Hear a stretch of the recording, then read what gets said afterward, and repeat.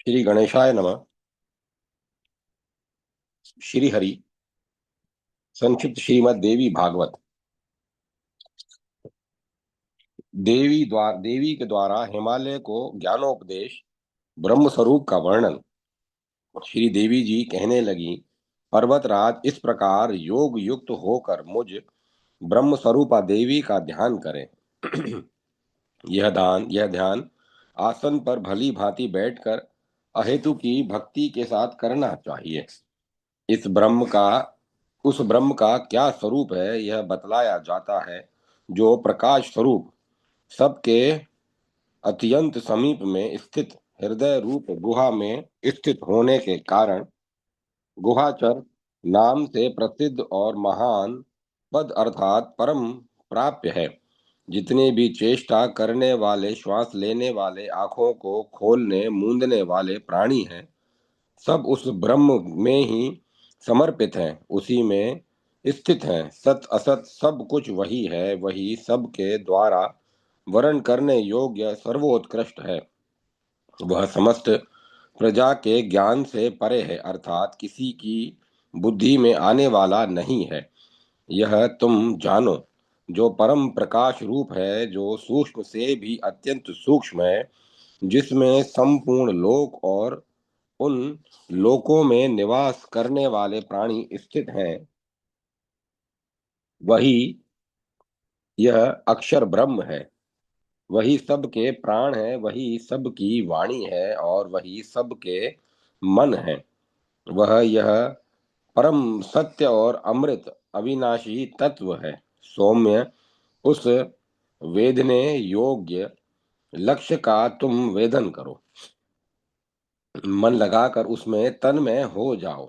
सौम्य, उपनिषद में कथित महान अस्त्र रूप धनुष लेकर उस पर उपासन द्वारा तीक्ष्ण किया हुआ बाण संधान करो और फिर भावनानुगत चित्त के द्वारा उस बाण को खींचकर उस अक्षर रूप ब्रह्म को ही लक्ष्य बनाकर वेदन करो।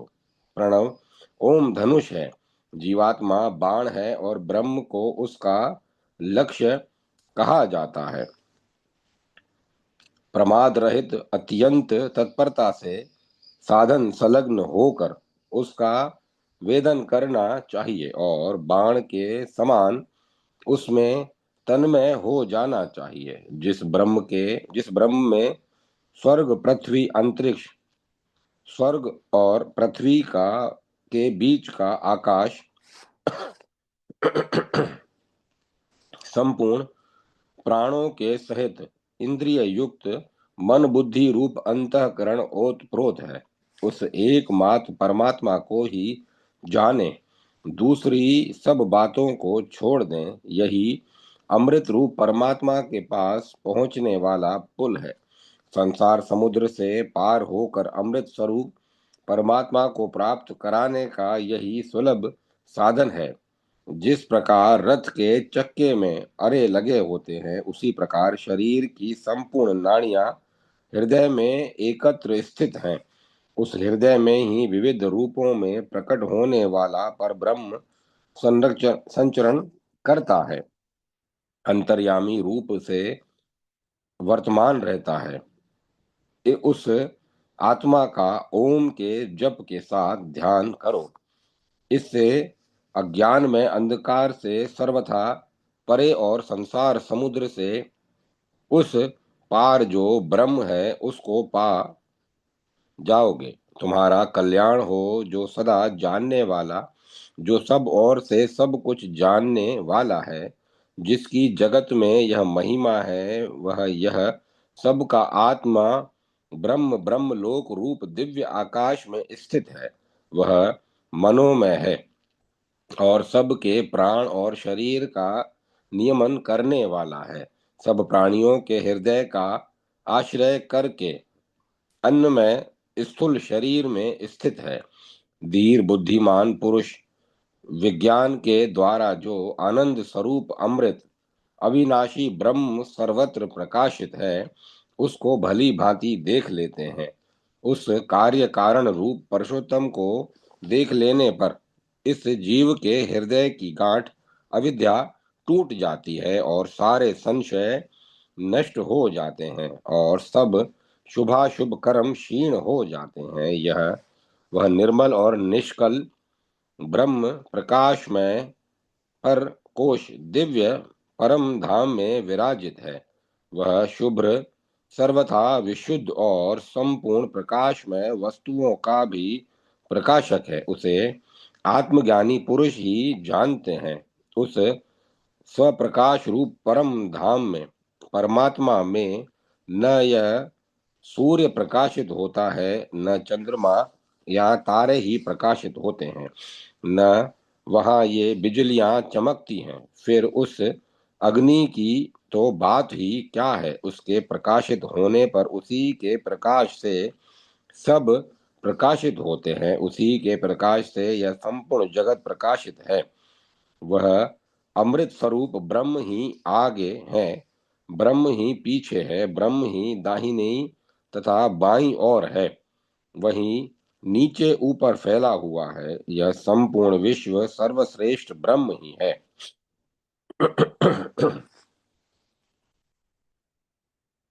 जो श्रेष्ठ पुरुष इस प्रकार अनुभव करते हैं वे ही कृतार्थ हैं। वे ब्रह्म को प्राप्त पुरुष नित्य प्रसन्न अंतःकरण वाले करण रहते हैं। न तो वे कोई शोक करते हैं, न किसी विषय की आकांक्षा ही। पर्वतराज भय दूसरे से हुआ करता है, द्वैत भाव न रहने पर भय नहीं रहता। वास्तविक बात यह है कि मेरा कभी ज्ञानी से वियोग नहीं होता और उसका मुझसे वियोग नहीं होता। पर्वतराज तुम यह निश्चित समझो कि वह मैं हूँ और मैं वह है। जहाँ ऐसा ज्ञानी रहता है वहीं मेरे दर्शन हो सकते हैं। मैं न तीर्थ में निवास करती हूँ, न कैलाश में और न वैकुंठ में ही। मैं तो अपने ज्ञानी भक्त के हृदय कमल में ही रहती हूँ। जो मेरे ज्ञान परायण भक्त की पूजा करता है वह मेरी पूजा से कोटि गुना अधिक फल पाता है। जिसका चित्त स्वरूप ब्रह्म में लय हो गया है उसका सारा कुल पवित्र हो गया। उसकी जननी कृत्य हो गई और पृथ्वी उसको धारण करके पुण्यवती हो गई। पर्वत श्रेष्ठ, तुमने जो ब्रह्म ज्ञान के संबंध में पूछा था वह मैंने बता दिया।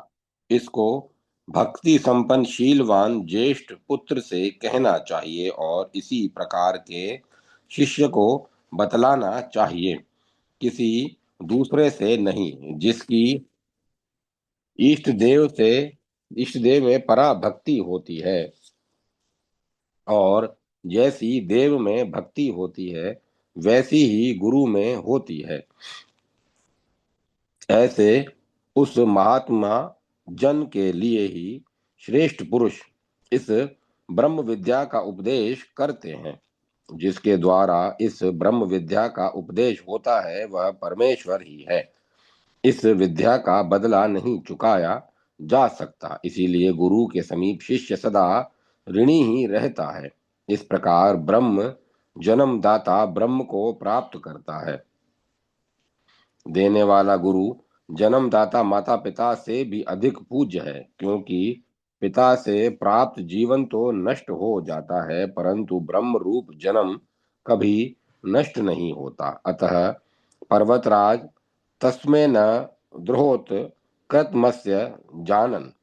इस श्रुति रूप शास्त्र सिद्धांत के अनुसार ब्रह्मदाता परम गुरु से ही द्रोह न करे। ब्रह्मदाता गुरु सबसे श्रेष्ठ है। शिव के रुष्ट होने पर गुरु बचा लेते हैं, पर गुरु के रुष्ट होने पर शिव नहीं बचा पाते। इसीलिए हे पर्वतराज, तन मन वचन से सब प्रकार सदा तत्पर रहकर गुरु को संतुष्ट करना चाहिए। ऐसा न होने पर कृतघ्न होना पड़ता है और कृतघ्न का कहीं भी निस्तार नहीं है।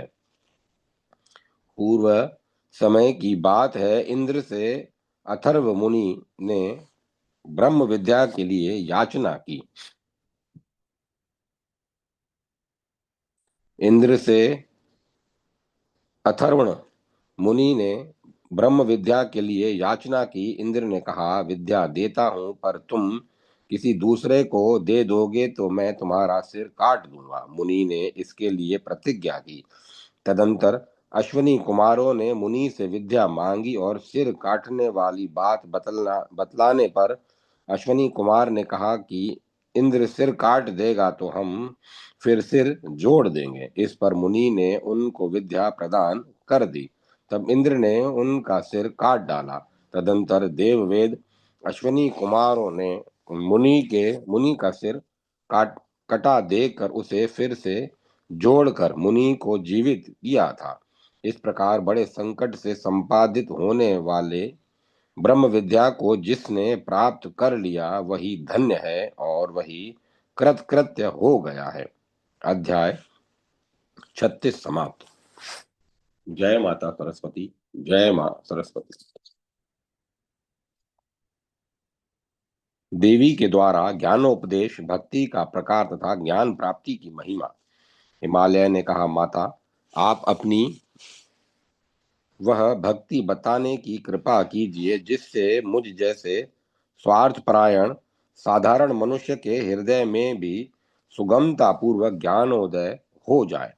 देवी बोली, राजेंद्र, मोक्ष प्राप्ति के साधनभूत मेरे 3 मार्ग परम प्रसिद्ध हैं, कर्म योग, ज्ञान योग और भक्ति योग। तीनों में वह भक्ति योग सम्यक प्रकार से संपन्न किया जा सकता है क्योंकि वह परम सुलभ एवं मन के अनुकूल है तथा शरीर एवं चित्त को भी किसी प्रकार का कष्ट नहीं पहुंचाता। मनुष्यों के गुण भेद के अनुसार वह भक्ति भी 3 प्रकार की मानी जाती है। जो दूसरे को दुखी बनाने के उद्देश्य से दंभ पूर्वक डाह और क्रोध से भरकर भक्ति करता है,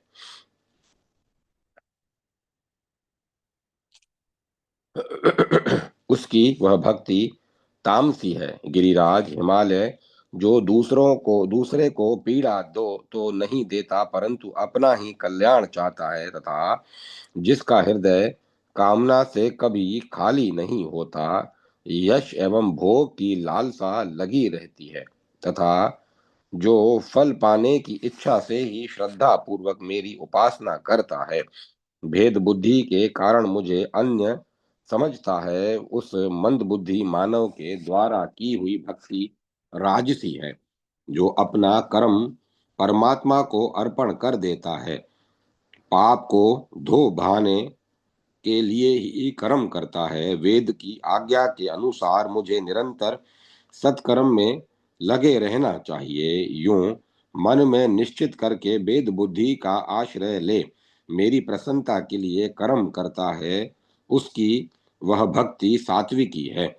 सेव्य सेवक की वेद बुद्धि से की हुई सात्विकी भक्ति मेरी प्राप्ति में सहायक है। पूर्वोक्त राजस और तामस कर्म से मैं नहीं प्राप्त हो सकती। अब मैं श्रेष्ठ भक्ति का विवेचन करती हूँ, सुनो। निरंतर मेरे गुण का श्रवण और नाम का कीर्तन करता रहे तो मैं कल्याण एवं गुण में रत्नों की भंडार हूँ। मुझ में चित्त को तेल धारा की भांति सदा लगाए रखे। मैं हेतु हेतु अथवा अहेतु की मन में कभी कल्पना ही न उठे। सामीप्य, सायुज्य, सालोक्य और सृष्टि सृष्टि इन 4 प्रकार की मुक्ति की ऐषणाओं का कभी मन में उदय ही न हो। मेरी सेवा से बढ़कर कभी किसी काम को श्रेष्ठ न समझे। सेव्य सेवक भाव की ऐसी गहरी छाप हो कि जिससे वह केवल्य मोक्ष भी न चाहे, अटूट श्रद्धा के साथ सावधान होकर केवल मेरा ही चिंतन करें, मुझ में और अपने में निरंतर अभेद बुद्धि रखे। सभी जीव मेरे रूप हैं, ऐसी धारणा सदा बनाए रखे। अपने और पराये में एक समान प्रीति रखे। चैतन्य, परब्रह्म समान रूप से सर्वत्र विराजमान है, यह जानकर अभेद दृष्टि रखे। संपूर्ण रूपों में सर्वत्र सदा मुझे विराजमान समझकर प्रणाम एवं भजन करे। पर्वतराज हिमालय चांडाल तक भी भगवती का रूप है। ऐसी भावना होनी चाहिए। भेद त्याग कर कहीं भी द्वेष भाव न रखे। राजन, मेरे स्थान के दर्शन करने, मेरे भक्त से मिलने, मेरे शास्त्र के सुनने तथा मेरे मंत्र तंत्र आदि से में श्रद्धा रखे। मेरे प्रति प्रेम के कारण चित्त में मधुर हलचल मची रहे एवं शरीर में रोमांच हो जाए, आंखों में प्रेम के आंसू बहते रहें, गद गद कंठ होने से शब्द निकलना बंद हो जाए। पर्वतराज, मैं जगत को उत्पन्न करने वाली परमेश्वरी हूँ। मैं संपूर्ण कारणों की मूल कारण हूँ। मेरे नित्य और नैमित्तिक सभी व्रत दिव्य हैं। धन के व्यय में कंजूसी न करके भक्ति के साथ निरंतर मेरे व्रतों का पालन करें। हिमालय मेरा उत्सव देखने की अभिलाषा करना तथा उत्सव मनाना पुरुष का स्वभाव ही बन जाए। उच्च स्वर से मेरे नामों का कीर्तन और नृत्य करे। मन में अहंकार न आने दे, शारीरिक अभिमान छोड़ दे। जो कुछ ऐसा जैसा किया था वही प्रारब्ध के अनुसार प्राप्त हो रहा है, यह माने। शरीर के जाने अथवा रहने की कुछ चिंता न करे। उपर्युक्त प्रकार से मेरी जो भक्ति की जाती है उसे पराभक्ति कहते हैं। जिसमें स्मरण तक न हो वह पराभक्ति है। हिमालय, इस प्रकार की विशुद्ध भक्ति जिसके हृदय में उत्पन्न हो जाती है वह उसी क्षण मेरे चिन्मय रूप में स्थान पाने का अधिकारी बन जाता है। भक्ति की जो पराकाष्ठा है उसी को ज्ञान कहते हैं। वैराग्य की भी चरम सीमा ज्ञान ही है, क्योंकि ज्ञान प्राप्त हो जाने पर भक्ति और वैराग्य दोनों स्वयं सिद्ध हो जाते हैं। हिमालय, यदि भक्ति करने पर भी किसी मेरे भक्त को ज्ञान प्राप्त न हो तो वह मेरे दिव्य मणिद्वीप में जाता है। वहां जाकर भोगों में आसक्त न होता हुआ वह अपना काल बिताता है।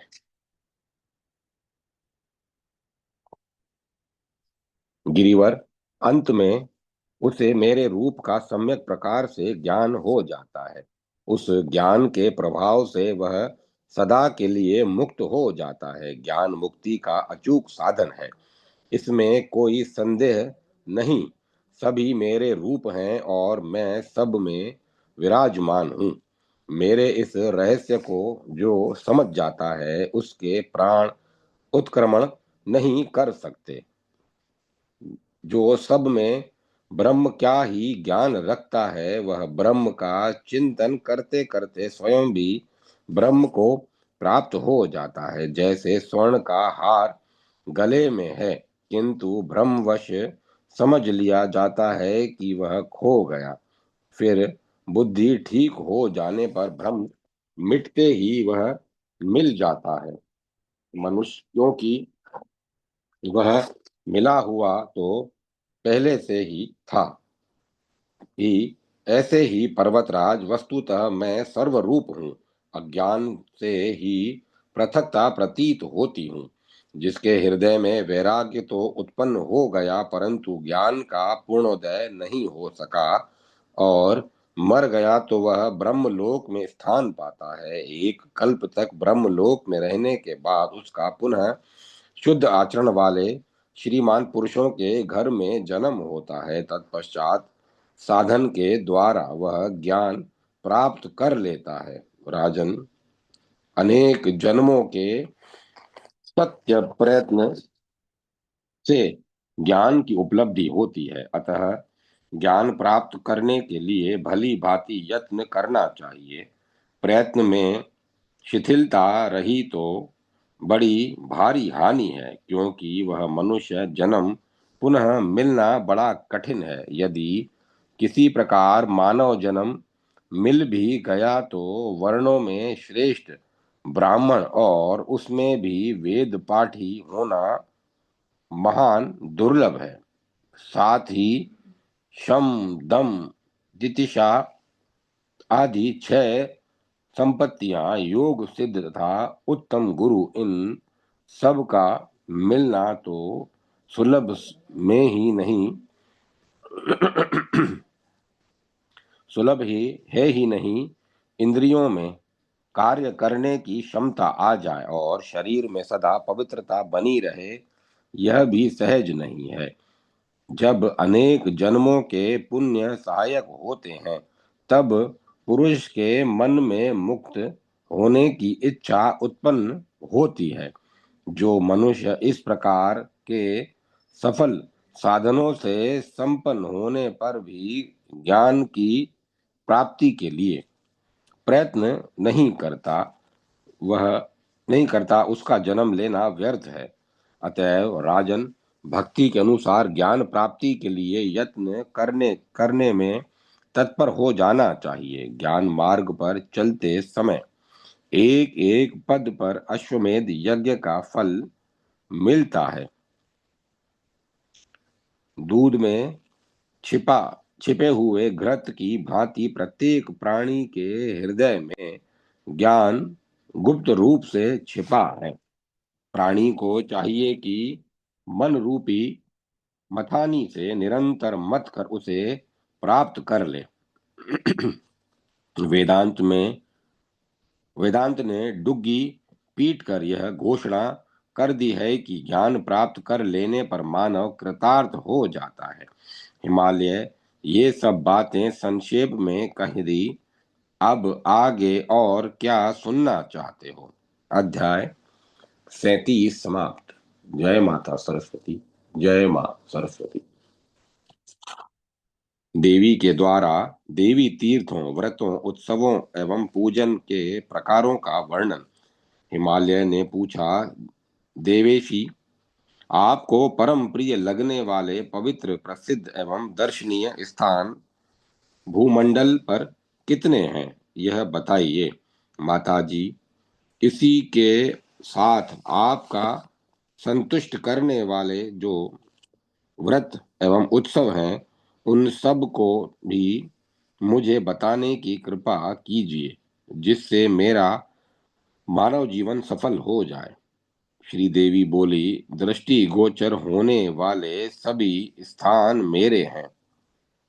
संपूर्ण काल को मेरा व्रत समझना चाहिए तथा सभी समय मेरे उत्सव मनाए जा सकते हैं, क्योंकि मैं सर्वरूपिणी जो ठहरी, फिर भी पर्वतराज में भक्त वत्सलतावश कतिपय स्थानों का परिचय कराती हूँ, तुम सावधान होकर सुनो।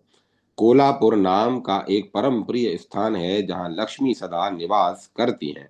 दूसरे स्थान का नाम मातुहपुर है। वह पुरी में भगवती रेणुका रहती है। उस पुरी में भगवती रेणुका रहती हैं। तुलजापुर मेरा तीसरा स्थान है। ऐसे ही एक स्थान का नाम सप्तशृंग है। हिंगुला, ज्वालामुखी, शाकंभरी, भ्रामरी, रक्तदंतिका और दुर्गा, इन देवियों के स्थान इन्हीं के नाम से प्रसिद्ध हैं। भगवती विंध्याचली का सर्वोत्तम स्थान विंध्य पर्वत पर है। अन्नपूर्णा स्थान और कांचीपुर स्थान अत्यंत श्रेष्ठ माने जाते हैं। देवी भीमा और विमला के उत्तम स्थान इन्हीं के नाम से विख्यात हैं। श्री चंद्राला का महान स्थान कर्नाटक देश में है। ऐसे ही एक कौशिकी स्थान है। नीलांबा देवी का स्थान नील पर्वत के शिखर पर है। जाम्बू नदेश्वरी श्रीनगर स्थान के पास रहती हैं। भगवती गृहा काली का महान स्थान नेपाल देश में है। भगवती मीनाक्षी का उत्तम स्थान चिदम्बरम में बताया गया है।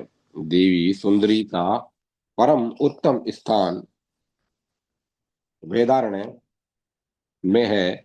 भगवती पराशक्ति एकांबर नामक सुप्रसिद्ध स्थान में शोभा पाती हैं। भगवती महालसा और योगेश्वरी का स्थान उन्हीं इन्हीं के नाम से प्रसिद्ध है। देवी नील सरस्वती का स्थान चीन देश में है। देवी बगला का सर्वोत्कृष्ट स्थान वेदनाथ धाम में है। मैं सर्वस्वर संपन्न भगवती भुवनेश्वरी हूँ। मेरा स्थान मणिद्वीप पर्वत पर कहा गया है। शंकर सती के शरीर को लेकर घूम रहे थे। उस समय सती का योनि भाग जहाँ गिरा वह स्थान कामरू नामक देश से प्रसिद्ध हो गया है। वही भगवती त्रिपुर सुंदरी का स्थान है। महामाया से सुशोभित यह स्थान जगत में जितने क्षेत्र हैं उन सब का रत्न है। धरातल में इससे बढ़कर प्रसिद्ध स्थान कहीं कोई भी नहीं है। वह इतना जीता जागता स्थान है कि प्रत्येक मास में देवी वहां रजस्वला हुआ करती हैं। उस समय वहां के रहने वाले सभी प्रधान देवता पर्वत पर चले जाते हैं और वहां ठहरने की व्यवस्था कर लेते हैं। विद्वान पुरुषों का कथन है कि उस अवसर पर वहां की संपूर्ण भूमि देवी में हो जाती है। अतः उस इस कामाख्या योनि मंडल से श्रेष्ठ अन्य कोई स्थान नहीं है। हिमालय संपूर्ण ऐश्वर्यों से संपन्न पुष्कर क्षेत्र भगवती गायत्री का उत्तम स्थान कहा गया है। अमरकंटक देश में भगवती चंडिका का स्थान है। प्रभास क्षेत्र में भगवती पुष्करेशनी रहती हैं। नैमिषारण्य परम प्रसिद्ध स्थान है। वहां संपूर्ण शुभ लक्षणों से शोभा पाने वाली भगवती ललिता विराजित है। पुष्कर में देवी पुरुहुता तथा आषाढ़ी में देवी रति का उत्तम धाम है। चंडमुंडी नामक स्थान में चंड और मुंड को शांत करने वाली भगवती परमेश्वरी विराजित है। भारभूति में देवी भूति का तथा नाकुल में देवी नकुलेश्वरी का धाम है। हरिश्चंद्र नामक स्थान में भगवती चंद्रिका एवं श्रीशैल पर्वत पर भगवती शांकरी प्रसिद्ध है। जपेश्वर में देवी त्रिशूला और आम्रकेश्वर में देवी सूक्ष्मा विराजित हैं। महाकाल नाम क्षेत्र में भगवती शांकरी, मध्यम संज्ञक स्थान में शर्वाणी और केदार नाम से प्रसिद्ध महान क्षेत्र में देवी मार्गदायिनी शोभा पाती हैं।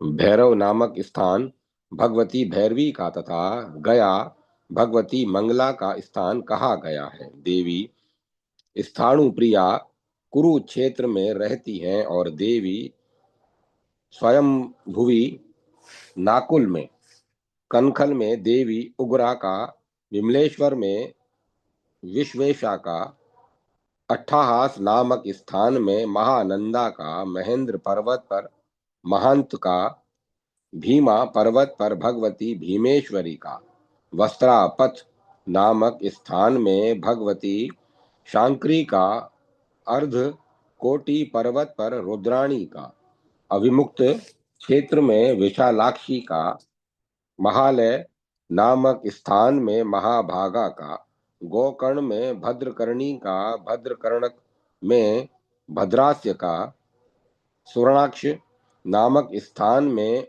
उत्पलाक्षी का, स्थाणु नामक स्थान में स्थाविषा स्थानविषा का, कमलालय में कमला का, छाग छाग गंडक में प्रचंडा का, कुरंडल में त्रिसंध्या का, माकोट में मुक्तेश्वरी का, मंडलेश में शांडकी का, कालंजर पर्वत पर काली का, शंकुकर्ण पर्वत पर भगवती ध्वनि का तथा स्थूलकेश्वर पर्वत पर देवी स्थूला का धाम कहा गया है।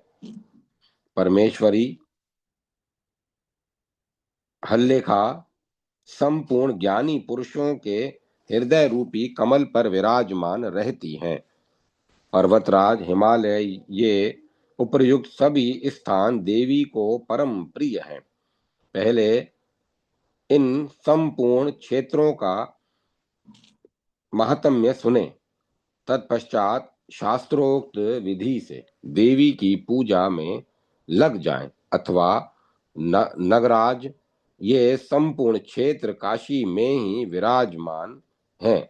अतः देवी में श्रद्धा रखने वाला पुरुष निरंतर काशी में रहने का प्रयत्न करे, वहीं रहकर उक्त स्थानों का दर्शन करते हुए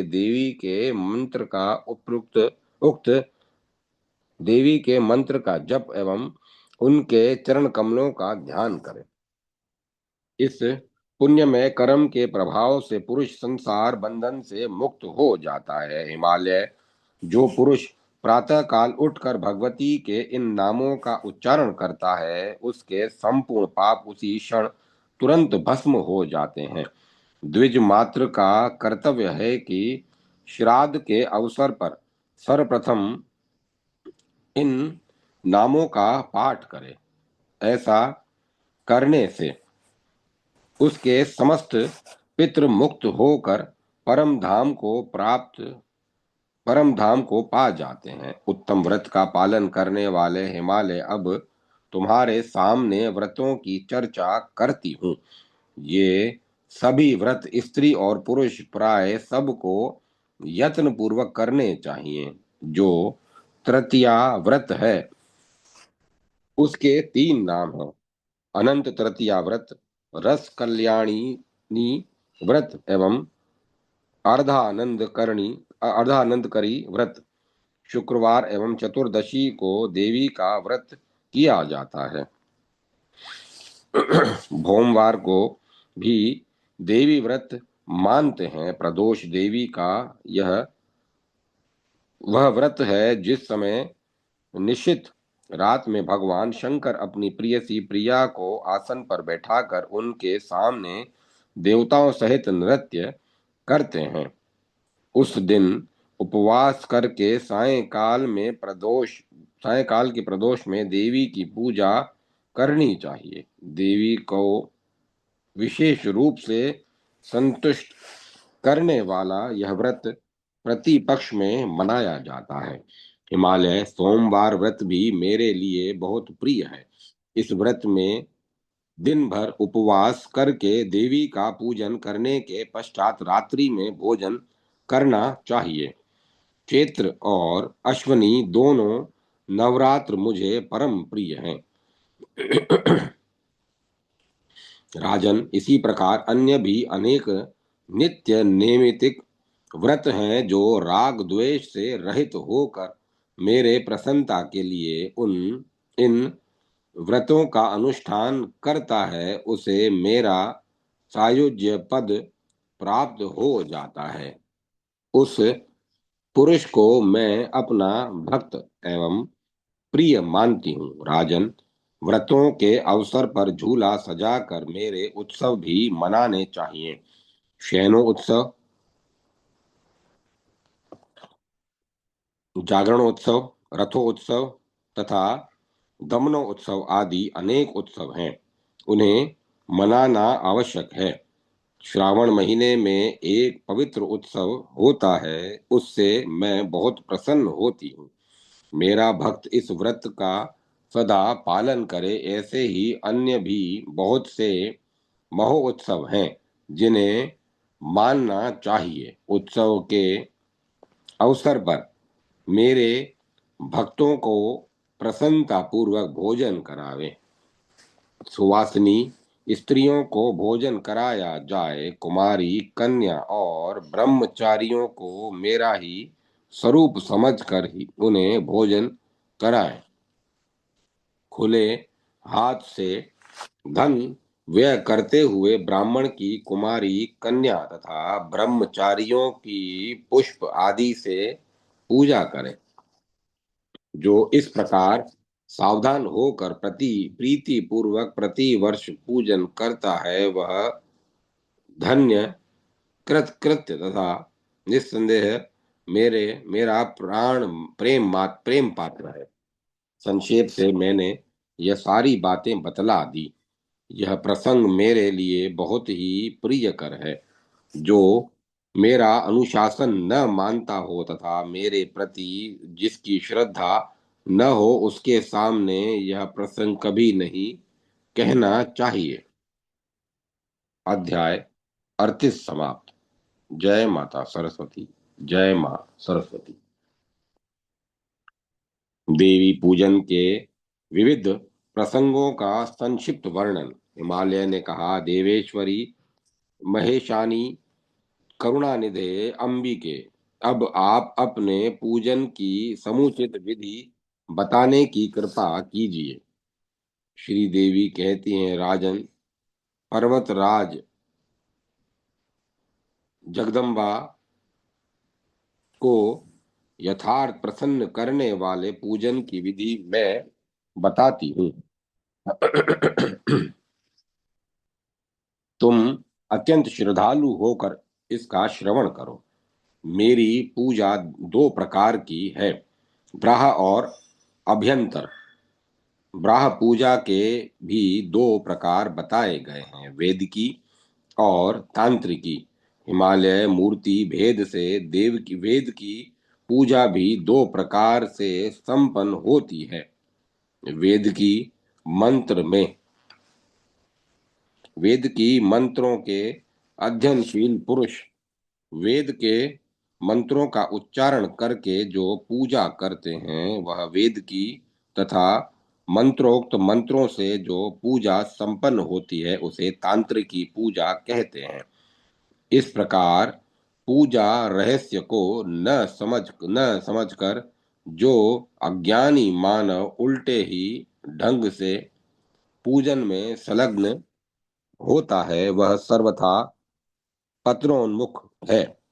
प्रथम जो वेदी की पूजा है, उसका प्रकार बताती हूँ। हिमालय, तुम मेरे जिस महान रूप का साक्षात दर्शन कर चुके हो, जिसमें अनंत मस्तक, नेत्र और चरण थे, तथा जो संपूर्ण शक्तियों से संपन्न सर्वश्रेष्ठ एवं परम प्रेरक था, उसी रूप का निरंतर पूजन, नमन, ध्यान और स्मरण करना चाहिए। पर्वतराज, प्रथम पूजा का यही रूप बताया गया है। तुम चित्त को शांत करके, सावधान होकर तथा दंभ एवं अहंकार से शून्य हो, उसी रूप की शरण में जाओ।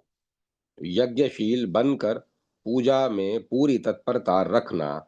चित्त के द्वारा वही रूप दिखता रहे। जप और ध्यान की श्रृंखला कभी टूटे ही नहीं।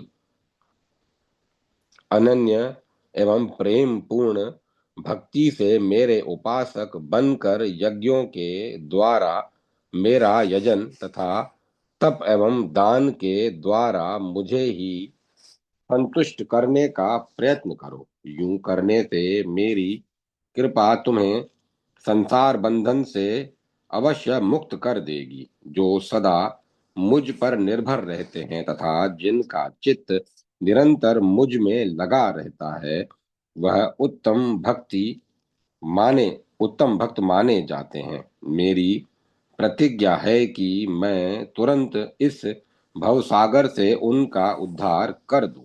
राजन, मैं ध्यान योग, कर्म योग, भक्ति योग अथवा ज्ञान योग, इनमें से किसी के द्वारा भी प्राप्त हो सकती हूँ।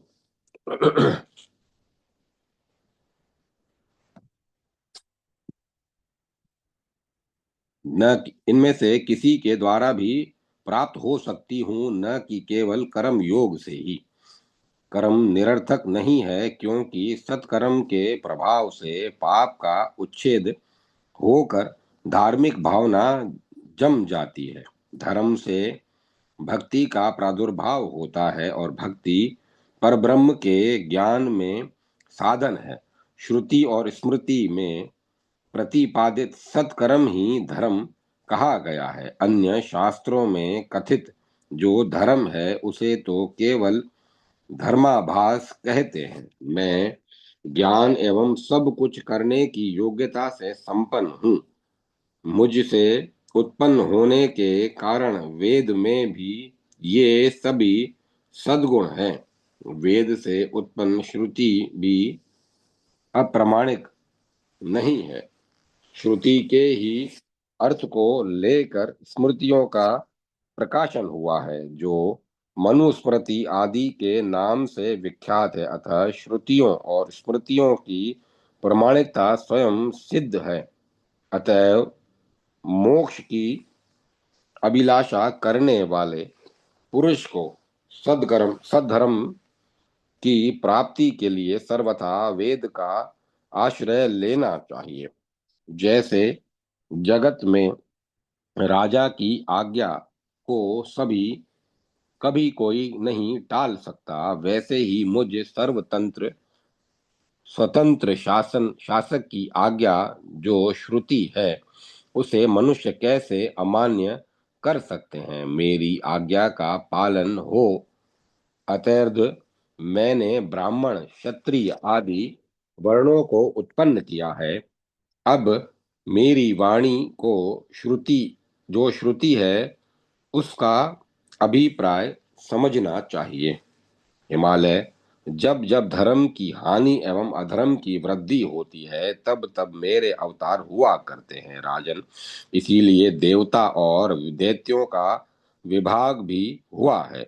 जो मुझसे संबंध रखने वाले सधर्म और सत्य शिक्षा के अनुसार व्यवहार नहीं करते, उनके लिए मैंने नरकों की सृष्टि कर रखी है। वे नरक ऐसे विभत्स हैं कि सुनने मात्र से ही हृदय कांप उठता है। वेद में कहे गए धर्म का परित्याग करके जो अन्य धर्म का अवलंब लेते हैं, राजा को चाहिए कि उन अधार्मिक व्यक्तियों को अपने राज्य से निकाल दे। ब्राह्मण लोग उन अधार्मिकों से न बात करे और न उन्हें अपनी पंक्ति में बैठावे। इस जगत में तरह तरह के अन्य जितने शास्त्र हैं वे सभी श्रुति और स्मृति से विरुद्ध होने के कारण तामसी कहे जाते हैं। उन शास्त्रों के नाम हैं वाम, कपाल, कोलक और भैरागम भैरवागम।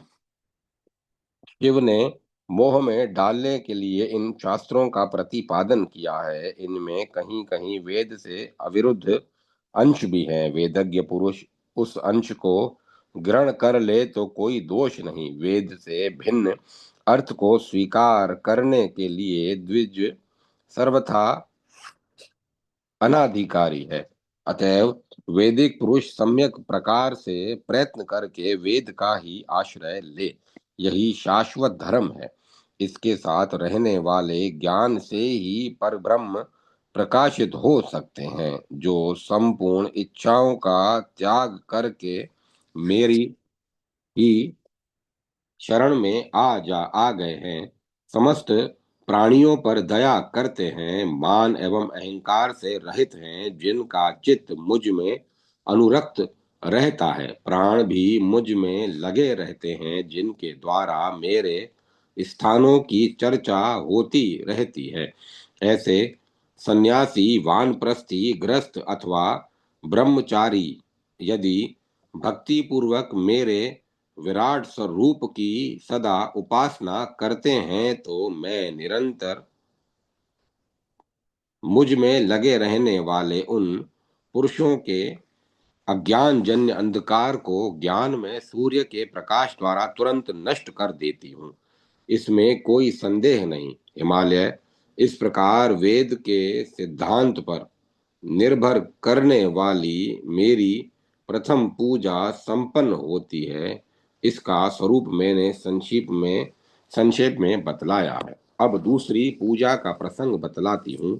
मूर्ति, वेदी, सूर्य अथवा चंद्रमा का मंडल, जल, बाणाकार चिन्ह, यंत्र, महान चित्रपट अथवा हृदय रूपी कमल पर मुझ परमेश्वरी का ध्यान करके पूजन करें। मेरे सगुण रूप का ध्यान यूं करना चाहिए। देवी करुणा से परिपूर्ण है, तरुण अवस्था है। संध्या की लालिमा जैसे ललित वर्ण से ये शोभा पा रही है। श्री विग्रह सुंदरता की सीमा है। इनके संपूर्ण अंग परम मनोहर हैं। कोई भी ऐसा श्रृंगार नहीं है जो इनमें न हो। भक्तों के दुख से ये सदा दुखी हुआ करती हैं। इन जगदम्बा का मुख मंडल प्रसन्नता से भरा रहता है। मुकुट पर बाल चंद्रमा तथा मयूर पंख शोभा बढ़ा रहे हैं। इन्होंने पाश, अंकुश, वर और अभय मुद्रा को धारण कर रखा है। ये आनंदमय रूप से सुशोभित हैं। इस प्रकार ध्यान करके चित्त के अनुसार सामग्रियां जुटाकर उनसे मेरी पूजा का कार्य संपन्न करें। जब तक अंत पूजा का अधिकार न मिले, तब तक तब तक तो ब्रह्म पूजा करनी चाहिए। अधिकारी होते हुए ब्रह्म पूजा छोड़कर अंतःकरण में लगे होते हैं। ब्रह्म पूजा छोड़कर अंतः पूजा में लग जाए, क्योंकि मेरी जो अभ्यंतर पूजा है वह थोड़े समय बाद ज्ञान में लीन हो जाती है, ऐसा कथन है। उपाधि शून्य ज्ञान ही मेरा परम रूप है। अतः मेरे ज्ञान में रूप में अपने आश्रयहीन चित्त को लगा लेना चाहिए। इस ज्ञान में रूप से अतिरिक्त यह प्रपंच में जगत सर्वथा असक्त है। इसीलिए जन्म और मृत्यु की क्रिया को शांत करने के उद्देश्य से एक निष्ठ होकर मेरा चिंतन करना चाहिए। मैं सर्व साक्षिणी एवं आत्म स्वरूपिणी हूँ। ध्यान योग पूर्वक चित्त से मेरा स्मरण करना चाहिए। हिमालय, इसके बाद ब्रह्म पूजा का प्रसंग विस्तार पूर्वक मेरे द्वारा वर्णित होगा। तुम मन को सावधान करके सुनो। अध्याय 39 समाप्त। जय माता सरस्वती। जय मां सरस्वती। पूजा विधि एवं फलश्रुति। श्री देवी कहती हैं, हिमालय प्रातःकाल उठकर अपने मस्तक में जो ब्रह्मरंध्र है उस पर एक स्वच्छ वस्त्रदल कमल का चिन्ह चिंतन करे।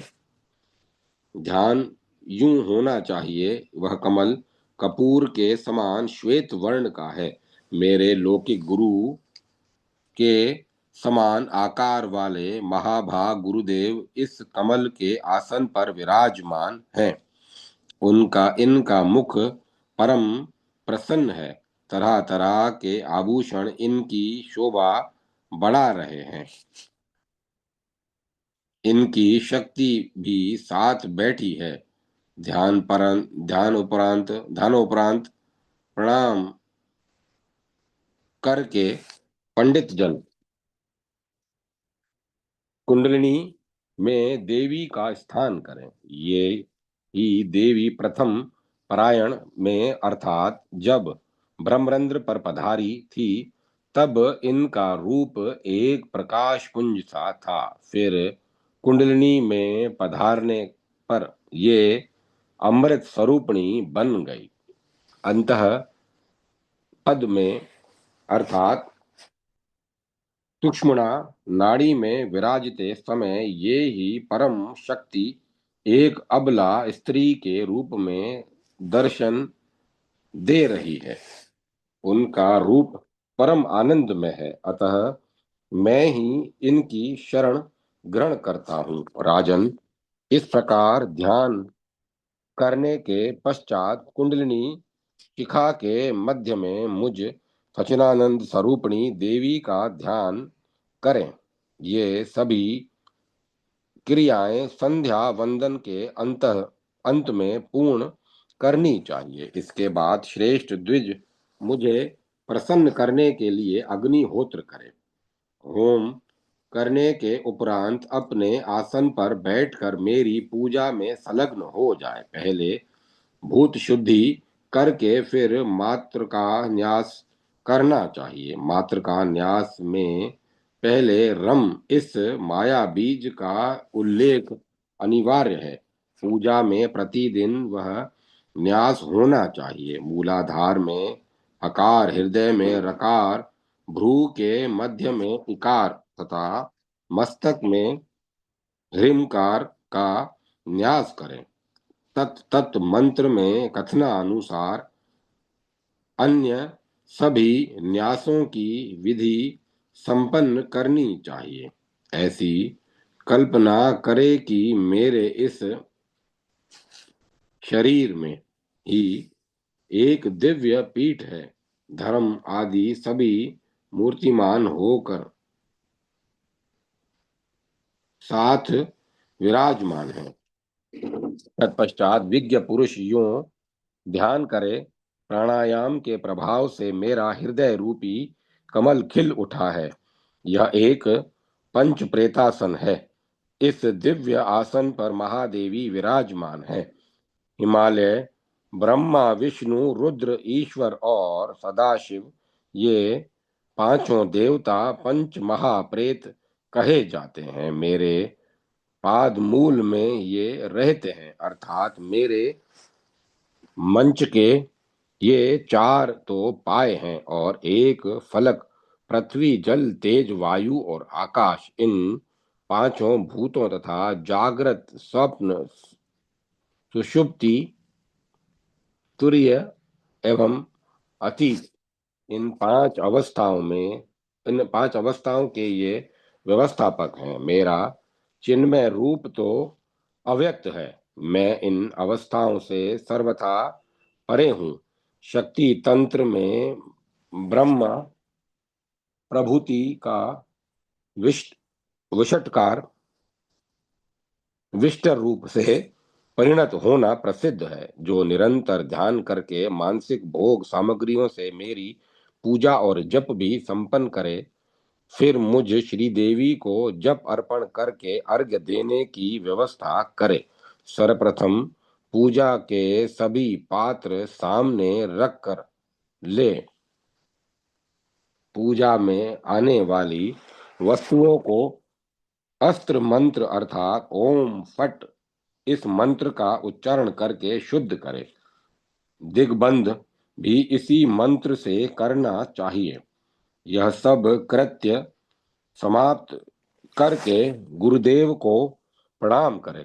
फिर मेरी आज्ञा के अनुसार ब्रह्म पूजा की तैयारी करनी चाहिए। राजन, साधक के हृदय में मेरी जो दिव्य मनोहर मूर्ति बसी हो, उसी का ब्रह्मपीठ पर आवाहन करे। फिर वेद मंत्र द्वारा प्राण प्रतिष्ठा करना आवश्यक है। आसन, आवाहन, अर्घ्य, पाद आचमन, स्नान और वस्त्रदान, ये विधियां क्रमशः संपन्न करें। दो वस्त्र अर्पण किए जाएं। भूषणों से मूर्ति का श्रृंगार करें।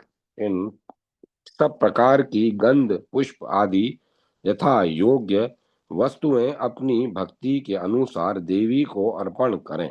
इसके बाद मंत्र में लिखित आवरण देवताओं का सविधि पूजन होना चाहिए, जो प्रतिदिन पूजा न कर सकते हो, वे शुक्रवार को पूजा करने का अनिवार्य नियम बना लें। अब उपर्युक्त आवरण देवताओं के प्रसंग बताती हूँ। पहले मूल देवी की भावना करें। ये देवी परम प्रकाश में है। इनका प्रकाश पुंज त्रिलोकी में व्याप्त है। यूं चिंतन करके आसन पाद आदि यथा योग्य उपचारों से अंग देवताओं को सुपूजित करने के उपरांत पुनः मुझ मूल देवी की पूजा करनी चाहिए। पुष्प, चंदन, धूप, वस्त्र, नैवेद्य, तर्पण, तांबुल और दक्षिणा आदि से मुझे संतुष्ट करना आवश्यक है। तुम्हारे बनाए हुए सहस्त्र नाम में से मैं बहुत प्रसन्न होती हूँ। राजन, कवच तथा अहम रुद्रेभ्यः इस सूक्त से एवं देवर्थव शीर्ष के मंत्रों और महाविद्या संज्ञक प्रधान मंत्रों से बार बार मुझे प्रसन्न करे। इसके बाद पुरुषों को चाहिए अपना हृदय प्रेम रस से स्निग्ध करके मुझ जगदम्बा के प्रति अपराध क्षमा होने के लिए प्रार्थना करे। संपूर्ण अंगों के पुलकित होने से आंखों की में आंसू आ जाएं, कंठ से बोला न जा सके, बारंबार नाच और गाकर मुझे संतुष्ट करे। संपूर्ण वेद और पुराण मेरे ही सुयश का बखान करते हैं, कारण मैं उनकी अधिष्ठात्री हूँ। अतः उन वेदों एवं पुराणों के सहयोग से मुझे संतुष्ट करना चाहिए। अपना सर्वस्व, यहाँ तक कि अपने शरीर को भी मुझे नित्य अर्पण कर दे। तदंतर नित्य होम करे। ब्राह्मण तथा सुहागिनी स्त्रियों को भोजन कराया जाए। छोटे छोटे अज्ञानी बालकों को भी देवी का रूप मानकर उन्हें भोजन कराना चाहिए। नमस्कार के पश्चात अपने हृदय में जिस कर्म से जिसका आवाहन आदि किया हो, ठीक उसी के विपरीत कर्म से विसर्जन करे। उत्तम व्रत का आचरण करने वाले हिमालय मेरी सारी पूजा हल्लेखा मंत्र से संपन्न हो जाती है, क्योंकि मैं यह मंत्र संपूर्ण मंत्रों का क्योंकि यह मंत्र संपूर्ण मंत्रों का अधिष्ठाता कहा गया है। यह मंत्र दर्पण सा है। मेरा प्रतिबिंब निरंतर इसमें झलकता रहता है। अतः इस मंत्र का उच्चारण करके दिया हुआ पदार्थ संपूर्ण मंत्रों से अर्पित समझा जाता है। फिर भूषण आदि श्रेष्ठ सामग्रियों से गुरुदेव की भली भांति पूजा करके स्वयं कृतकृत्य हो जाए। जो इस प्रकार मुझ त्रिभुवन सुंदरी देवी की उपासना करता है, उसके लिए कभी कोई वस्तु न दुर्लभ रही और न कभी रह सकती है। आयु समाप्त के होने पर वह बड़भागी व्यक्ति पुरुष वह बड़भागी व्यक्ति सीधे मेरे मणिद्वीप में पहुंचता है। उसे मेरा स्वरूप ही समझना चाहिए। देवता लोग नित्य उसको प्रणाम करते हैं। राजन, इस प्रकार महादेवी पूजा का प्रसंग मैं तुम्हें सुना चुकी। तुम इन सभी विषयों पर भली भांति विचार करके अपने अधिकार के अनुसार मेरे पूजन में संलग्न हो जाओ। इसके उत्तम प्रभाव से तुम कृतकृत्य हो जाओगे। यह प्रसंग मेरा गीता शास्त्र कहलाता है। जो मेरी आज्ञा न मानता हो, मेरे प्रति जिसकी श्रद्धा न हो तथा जो धूर्त और दुष्ट विचार का हो, उसके सामने कभी भी इस प्रसंग का विवेचन नहीं करना चाहिए। ऐसे अनाधिकारी व्यक्ति के प्रकाश में इस प्रसंग को उपस्थित करना ठीक वैसा ही है जैसे कोई अपनी माता के गोप्य स्थान स्तन को उखाड़कर दिखा रहा हो। अतएव प्रयत्न यत्न पूर्वक निरंतर इस रहस्य को गोप्य रखना परम आवश्यक है। जो आज्ञाकारी बड़ा पुत्र श्रद्धालु सुशील सुंदर तथा देवी भक्त हो, उसी के प्रति इसका उपदेश करना चाहिए। श्राद्ध के अवसर पर ब्राह्मणों के समीप इसका पाठ किया जाए तो श्राद्धकर्ता के समस्त पितृ तृप्त होकर परम धाम के अधिकारी बन जाते हैं। व्यास जी कहते हैं, इस प्रकार कहकर भगवती जगदम्बा वहीं अंतर ध्यान हो गई। उनके दर्शन पाकर संपूर्ण देवता आनंद से भर गए। व्यास जी बोले, राजन, तदंतर भगवती सती हिमालय के घर जन्म धारण करके हेमवती नाम से प्रसिद्ध हुई। ये वे ही देवी हैं जो पहले गौरी कहलाती थी और भगवती भुवनेश्वरी ने जिन्हें शंकर को सौंपा था। इसके बाद स्वामी कार्तिकेय का जन्म हुआ और उनके हाथ तारकासुर की जीवन लीला समाप्त हुई। अब लक्ष्मी के पुनः प्राकट्य का प्रसंग बतलाया जाता है। राजन, पूर्व समय की बात है, समुद्र का मंथन हो रहा था, बहुत से रत्न निकले। उस समय लक्ष्मी को प्रकट होने के लिए देवताओं ने आदर पूर्वक भगवती जगदम्बा की स्तुति की। तब उन पर कृपा करने के लिए देवी ही पुनः लक्ष्मी रूप से प्रकट हो गईं। देवताओं के अनुरोध से भगवान विष्णु के साथ रहने का सौभाग्य प्राप्त प्राप्त हो गया। राजन, देवी के इस उत्तम महात्म्य का वर्णन मैंने तुम्हारे सामने कर दिया। गौरी और लक्ष्मी की उत्पत्ति, यह प्रसंग संपूर्ण कामनाओं को देने वाला है। अन्य किसी साधारण व्यक्ति के सामने यह रहस्य नहीं कहना चाहिए, क्योंकि यह रहस्य सम्यक प्रकार से गुप्त रखने की वस्तु है। निष्पाप राजन, तुमने जो कुछ पूछा था वह सब मैंने संक्षेप में कह दिया। यह चरित्र स्वयं पवित्र है, दूसरों को भी पवित्र करने वाला तथा परम दिव्य है। अब आगे कौन सा प्रसंग सुनना चाहते हो? अध्याय 40 समाप्त। श्रीमद् देवी भागवत का 7वां स्कंद संपूर्ण। जय माता सरस्वती। जय मां सरस्वती। श्री जगदम्बिकाय नमः। श्रीमद् देवी भागवत 8वां स्कंद। सृष्टि के आरंभ में स्वयंभू मनु के द्वारा देवी की स्तुति तथा वराह अवतार की संक्षिप्त कथा। जन्मेजय ने कहा, विप्रेश्वरे, आपने सूर्य वंश और चंद्र वंश में उत्पन्न हुए राजाओं की अमृतमयी कथा कही और मैं सुन चुका। अब मैं भगवती जगदम्बा की विशुद्ध कथा सुनना चाहता हूँ। संपूर्ण मनवंतरों में जहां जहां जिस जिस स्थान पर जिस जिस परम से तथा जिस बीज मंत्र से देवी की सगा फलदायिनी पूजा होती है, इन सब प्रसंगों को सुनाइए, जिससे मैं कल्याण का भागी बन सकूं। साथ ही देवी के विराट रूप का भी यथार्थ वर्णन करने की कृपा कीजिए। व्यास जी कहते हैं, राजन सुनो, अब मैं भगवती जगदम्बा की श्रेष्ठ पूजा का प्रसंग कहता हूँ, जिसे करने अथवा सुनने मात्र से ही मनुष्य का कल्याण हो जाता है। प्राचीन काल की बात है, ऐसे ही प्रसंग को लेकर नारद जी ने भगवान नारायण से पूछा था।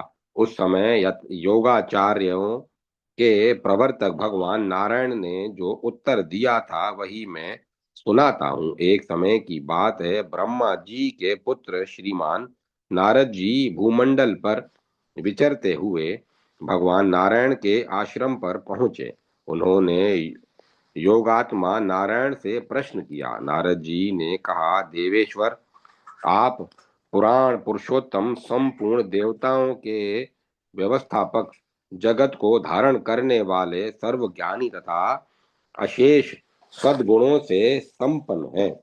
भगवान, इस जगत का जो आद्य तत्व है उसे मुझे बताने की कृपा कीजिए। यह जगत किससे उत्पन्न हुआ है? कौन इसकी रक्षा करते हैं? किसके द्वारा इसका संहार होता है? कैसे समय में कर्मों के फल उदय होते हैं? किस ज्ञान के प्रभाव से इस मोहमयी माया को दूर किया जा सकता है तथा अंधकार पूर्ण जगत में सूर्योदय की भांति किस जप, ध्यान अथवा पूजन से हृदय में प्रकाश प्रकट हो सकता है? प्रभो, आप इन संपूर्ण प्रश्नों का यथार्थ उत्तर देने की कृपा कीजिए, जिसके फलस्वरूप प्राणी इस अत्यंत अंधकार में जगत को सुगमता पूर्वक पार कर सके। व्यास जी कहते हैं, राजन, भगवान नारायण योगीश्वर, मुनियों के सिरमौर तथा सनातन पुरुष हैं। देवेश्वरी देव ऋषि नारद ने इस प्रकार पूछने पर देवेश्वर नारद के इस प्रकार पूछने पर उन्होंने कहना आरंभ किया। भगवान नारायण बोले, देवऋषि नारद, तुम अब जगत के उत्तम तत्व को सुनो। जगत में एकमात्र तत्व भगवती जगदम्बा है। इस बात को मैं पहले ही कह चुका हूँ। देवता, ऋषि, गंधर्व तथा अन्य विद्वानों का भी यही कथन है। वे ही जगत की सृष्टि, पालन और संहार करती हैं, क्योंकि त्रिगुणात्मिका होने से संपूर्ण जगत का भार इन्हीं पर निर्भर है। अब मैं देवी के उस रूप का वर्णन करता हूँ जिससे सिद्ध पुरुष भी पूजते हैं तथा जो स्मरण करने वाले के समस्त विघ्नों को दूर करके उन्हें काम एवं मोक्ष तक देने में समर्थ हैं। ब्रह्मा जी के पुत्र स्वयंभू आदि मनु कहे जाते हैं। उन इन प्रतापी मनुष्य की भार्या का नाम शत्रुपा है। इन महान इन श्रीमान मनु को संपूर्ण मनवंतरों का प्रवर्तक माना गया है। एक समय यह स्वयंभू मनु अपने पुण्यात्मा पिता प्रजापति ब्रह्मा के पास भक्ति पूर्वक पधारे। तब ब्रह्मा जी ने उनसे कहा, बेटा, तुम्हें भगवती भुवनेश्वरी की उत्तम उपासना करनी चाहिए। तात इन्हीं के प्रसन्न होने पर तुम्हारी यह प्रजा सृष्टि सुचारू रूप से चल सकती है। परम आदरणीय सर्वसमर्थ स्वयंभू मनु से जब ब्रह्मा जी ने यूं कहा, तब वे तपस्या द्वारा जगत की रचना करने वाली देवी को संतुष्ट करने के प्रयत्न में लग गए। देवी देवताओं की अधिष्ठात्री, आगा माया, सर्वशक्तिमयी एवं सर्व कारण कारिणी कहलाती हैं। स्वयंभू ने बड़ी सावधानी के साथ उनकी स्तुति आरंभ की। मनु जी बोले, जगत के कारण के भी कारण, शंख चक्र और एवं गदा हाथ में धारण करने वाली तथा श्री हरि के हृदय में विराजमान भगवती देवेश्वरी, तुम्हें बार बार नमस्कार है। वेदमय मूर्ति धारण करने वाली भगवती जगदम्बी के तुम कारण स्थान रूपणी, तीनों वेदों के प्रमाण को जानने वाली, संपूर्ण देवताओं की आराध्या, कल्याण स्वरूपणी, पर ब्रह्म परमेश्वरी, महान भाग्यशालिनी, महामाया, महोदया, महादेव प्रिया, वासा, महादेव प्रियंकरी, गोपे गोपेंद्र प्रिया, ज्येष्ठा, महानंदा, महोत्सवा, तथा महामारी के भय को नष्ट करने वाली एवं देवताओं के द्वारा सुपूजिता हो, तुम्हें नमस्कार है।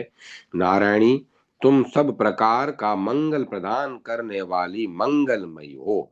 कल्याणदायिनी शिवा, सब पुरुषार्थों को सिद्ध करने वाली शरणागत वत्सला, तीन नेत्रों वाली एवं गौरी हो, तुम्हें नमस्कार है। जिनके सकाश से यह जगत उत्पन्न हुआ है, जो अखिल भूमंडल में व्याप्त है, चैतन्य एक आदि अंत से रहित एवं तेज की पुंज है, जिनका संकेत पाकर ब्रह्मा संपूर्ण विश्व की सृष्टि, विष्णु पालन तथा रुद्र संहार करते हैं। मधु केटभ के भय से अत्यंत घबराए हुए ब्रह्मा ने जिनकी स्तुति करके भयंकर दानव में संसार समुद्र से पार अपना उद्धार किया था, उन भगवती जगदम्बा को नमस्कार है। देवी, तुम ही कीर्ति, स्मृति, कांति, कमला, गिरिजा, सती, दक्षायणी, वेद गर्भा, बुद्धिदात्री एवं अभया नाम से प्रसिद्ध हो। माता, मैं तुम्हारी स्तुति, पूजा, प्रणाम, जप, ध्यान, चिंतन, अवलोकन तथा चरित्र श्रवण करता हूँ। तुम मुझ पर प्रसन्न हो जाओ। महान मंगल में विग्रह धारण करने वाली लोकेश्वरी, तुम्हारी ही कृपा से ब्रह्मा, वेद के भंडार, श्री हरि लक्ष्मी के स्वामी, इंद्र त्रिलोकी के अध्यक्ष, वरुण जलचर जीवों के नायक, कुबेर धन के अधिपति, यमराज प्रेतों के शासक, नेत्रत्य राक्षसों के नाथ तथा चंद्रमा रसों के स्वामी एवं लोकवंद्य बने हैं। जगदम्बिके, तुम्हें बारंबार अनेकाश प्रणाम है। भगवान नारायण कहते हैं, देव ऋषि नारद, ब्रह्मपुत्र स्वयंभू मनु ने जब इस प्रकार भगवती नारायण की स्तुति की, तब वे प्रसन्न होकर उनके प्रति बोली। श्री देवी ने कहा, राजेंद्र, ब्रह्मपुत्र, तुम्हें जो इच्छा हो वही वर मांग लो। मैं इस समय तुम्हारी स्तुति, भक्ति और आराधना से परम प्रसन्न हूँ। मनु बोले, अनुपम कृपा करने वाली देवी, तुम यदि मेरी भक्ति से प्रसन्न हो तो ऐसी कृपा करो कि यह प्रजा सृष्टि निर्विघ्नता पूर्वक संपन्न हो सके। श्री देवी ने कहा, राजेंद्र, मेरे कृपा प्रसाद से तुम्हारी प्रजा सृष्टि अवश्य संपन्न होगी और बिना किसी विघ्न बाधा के यह क्रमशः बढ़ती रहेगी। जो कोई पुरुष मुझ में भक्ति रखकर तुम्हारे बनाए हुए इस स्तोत्र का सदा पाठ करेगा, उसकी विद्या, प्रजा, कीर्ति और कांति में निरंतर वृद्धि होगी, इसमें कोई संदेह नहीं है। राजन, इस स्तोत्र के प्रभाव से मनुष्य धन धान्य से संपन्न हो जाता है। उनकी शक्ति कभी शिथिल नहीं होती, वे सर्वत्र विजय पाते हैं। भगवान नारायण कहते हैं, परम बुद्धिमान ब्रह्मपुत्र स्वयंभू मनु को इस प्रकार के वर देकर भगवती जगदम्बा अंतर ध्यान हो गई। तदंतर ब्रह्मा जी के पुत्र महान प्रतापी राजा स्वयंभू मनु उत्तम वर पाकर ब्रह्मा जी के पास गए और बोले, पिताजी, आप मुझे कोई एकांत स्थान दीजिए जहां रहकर मैं प्रचुर प्रजा की सृष्टि कर सकूं। मैं यज्ञों द्वारा देवेश्वरी की उपासना करूंगा, अतः शीघ्र आज्ञा देने की कृपा कीजिए। ब्रह्मा जी प्रजापतियों के भी स्वामी एवं परम शक्तिशाली पुरुष हैं। अपने पुत्र स्वयंभू मनु की बात सुनकर उन्होंने बहुत देर तक विचार किया। सोचा, यह कार्य कैसे संपन्न हो। मैं चिरकाल तक इस जगत की सृष्टि करता रहा, परंतु पृथ्वी ठहर नहीं सकी, इसे जल डुबाता रहता है। अतः ऐसी स्थिति में मेरा यह चिंतित कार्य कब तभी सरलता पूर्वक संपन्न हो सकता है जब वे आदि पुरुष भगवान मेरे सहायक बन जाएं, जिनके आदेश से मैं इस प्रयत्न में लगा हूं। नारायण कहते हैं, परम तपस्वी नारद, पद्म योनि ब्रह्मा के मन में इस प्रकार की विचारधारा लहरा रही थी। मनु आदि तथा मरीचि प्रभृति सभी देवता चारों ओर विराजमान थे। निष्पाप नारद इतने में ब्रह्मा की नासिका के अग्रभाग से एक छोटा सा वराह शिशु सहसा प्रकट हो गया। उसका प्रमाण केवल 1 अंगुल था। नारद ब्रह्मा के सामने ही वह तुरंत विशाल हो गया, उसकी आकृति एक हाथी जैसी हो गई।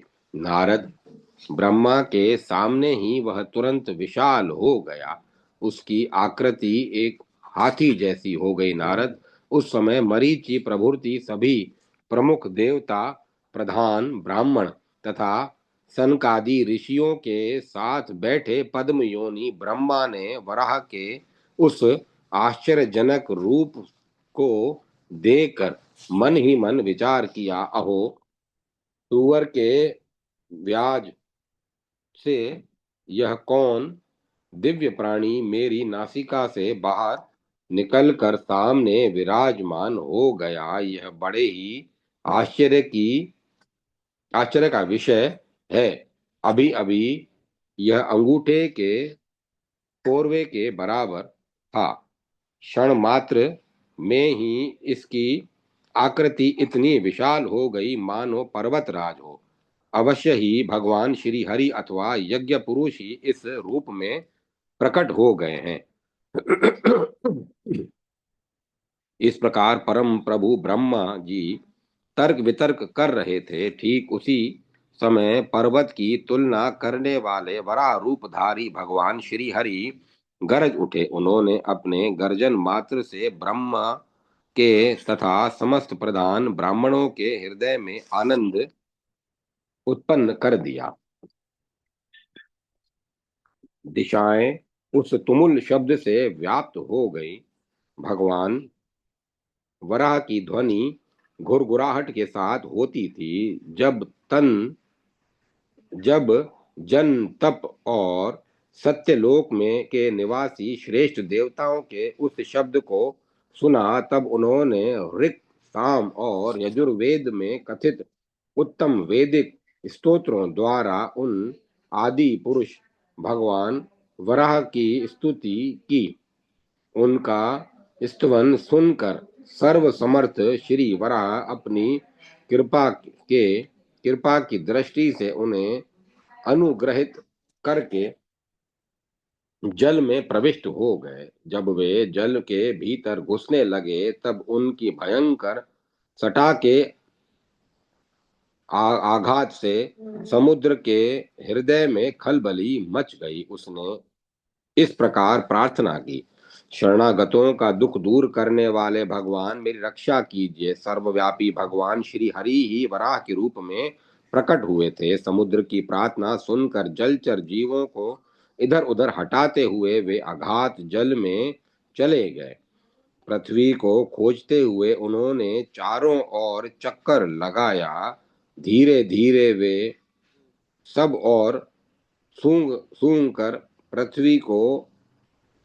पृथ्वी की को खोज रहे थे। तदंतर उन सर्वेश्वर को पृथ्वी का पता चल गया। उस समय संपूर्ण प्राणियों को आश्रय देने वाली वह पृथ्वी जल के भीतर छिपी थी। वराह रूपधारी देवादिदेव भगवान श्री हरि ने उसे अपनी दाढ़ के से उखाड़ा और दांत के अग्रभाग पर रख लिया। इस प्रकार इस अवसर पर उन यज्ञेश एवं यज्ञ पुरुष भगवान वराह की ऐसी शोभा हो रही थी मानो कोई दिग्गज कमलिनी को दांत पर लिए हुए हो।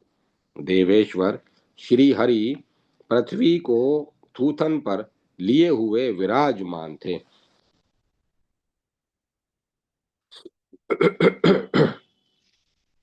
मनु सहित देवादिदेव ब्रह्मा उनकी झांकी पाकर स्तुति करने लगे। ब्रह्मा जी बोले, भक्तों का संकट टालने वाले कमल लोचन भगवान श्री हरि आपकी जय हो। संपूर्ण कामनाओं को पूर्ण करने वाले भगवान आपके सामने अन्य सभी देवता तुच्छ हैं। प्रभु, यह पृथ्वी आपकी दाढ़ पर इस प्रकार शोभा पा रही है मानो पत्रों से भरी पूरी कमलिनी किसी मत वाले हाथी की सूंड पर विराज रही है। पृथ्वी को लिए रहने के कारण आपका यह शरीर ऐसे शोभायमान हो रहा है जैसे कमल को उखाड़कर सूंड पर लिए हुए ऐरावत हाथी हो। सृष्टि एवं संहार के प्रवर्तक देवेश, आपको नमस्कार है। संपूर्ण देवताओं के आश्रय भूत एवं ब्रह्म धाना कहलाने वाले भगवान आपको आगे और पीछे से बार बार नमस्कार है। आपने ही मुझे शक्तिशाली बनाकर प्रजा की सृष्टि करने के लिए नियुक्त किया है। मैं तो आपका आज्ञाकारी हूँ। सृष्टि का चालू रहना या बंद होना आपकी आज्ञा पर निर्भर है। हरे, आपकी सहायता से ही प्राचीन समय में संपूर्ण देवताओं के बल एवं काल के अनुसार अमृत के विभाजन में सफलता प्राप्त की थी। आपकी आज्ञा से इंद्र त्रिलोकी के राज्य पर प्रतिष्ठित हैं। प्रभुत्व संपत्तियों के आधिपत्य का सुअवसर इन्हें प्राप्त हुआ है और देव समाज इनकी पूजा में तत्पर रहता है। अग्नि आपकी कृपा से जलाने की शक्ति पाकर जठराग्नि भेद से देवताओं, असुरों और मानवों को तृप्त करते हैं। पितरों के अधिष्ठाता, संपूर्ण कर्मों के साक्षी तथा कर्मों का फल देने वाली व्यवस्था करने वाले जो धर्मराज हैं, इनको भी सामने ही नियुक्त किया है। नेतृत्व आपके बनाने पर ही राक्षसों के स्वामी बने हैं, जिनमें अखिल विघ्नों को दूर करने की शक्ति है तथा जो संपूर्ण प्राणियों के कर्म को देखते रहते हैं, वे यज्ञ पुरुष भी आपसे ही उत्पन्न हुए हैं। आपकी आज्ञा का बल पाकर ही जल के स्वामी वरुण जलचर प्राणियों के अध्यक्ष तथा लोकपालों के पद पर प्रतिष्ठित हैं। गंध प्रवाहित करने वाले वायु समस्त प्राणियों के प्राण कहलाते हैं। इन्हें लोकपाल और जगत गुरु कहलाने की योग्यता प्राप्त है। प्रभु, यह सब आपकी ही प्रभुता है। यक्षों और किन्नरों के प्राणाधार कुबेर आपकी आज्ञा के अधीन रहने के कारण ही संपूर्ण लोकपालों में सम लोकपालों में सम्मान पाते हैं। ईशान संपूर्ण रुद्रों के प्रधान माने जाते हैं, क्योंकि शक्ति संपन्न व्यक्तियों का भी अंत उन पर निर्भर है। अखिल देवताओं के रक्षक उन ईशान को तीनों लोकों के स्वामी प्रणाम करते हैं। यह आपकी ही विभूति है। जगत पर शासन करने वाले भगवान, हम आपको प्रणाम करते हैं। नारद जी कहते हैं, इस प्रकार जगत सृष्टा ब्रह्मा जी ने जब आदि पुरुष भगवान श्री हरि की स्तुति की, तब वे लीला प्रदर्शित करते हुए उन पर अनुग्रह करने के लिए तत्पर हो गए। वही महान दैत्य हिरण्याक्ष आ गया। उस भयंकर दानव ने मार्ग रोक रखा था। भगवान श्री हरि ने गदा से मारकर उसकी जीवन लीला समाप्त कर दी। इसके उसके रक्त से उन आदि पुरुष का दिव्य विग्रह भीग गया।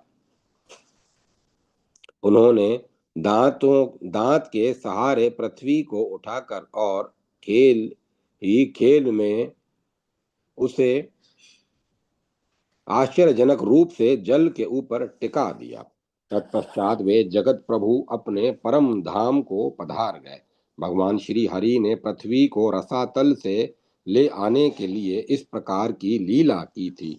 जो पुरुष इस उत्तम चरित्र का अध्ययन एवं श्रवण करेगा उसके संपूर्ण पाप नष्ट हो जाएंगे, साथ ही वह विष्णु लोक में जाने का अधिकारी बन जाएगा। अध्याय 1-2 समाप्त। जय माता सरस्वती। जय मां सरस्वती। ओम नमः शिवाय। ओम नमो नारायण। ओम नमो भगवते वासुदेवाय। ओम ऐं ह्रीं क्लीं चामुंडाय विच्चे। अब कथा को विराम दिया जाता है। ओम तत्सत। ओम तत्सत। ओम तत्सत।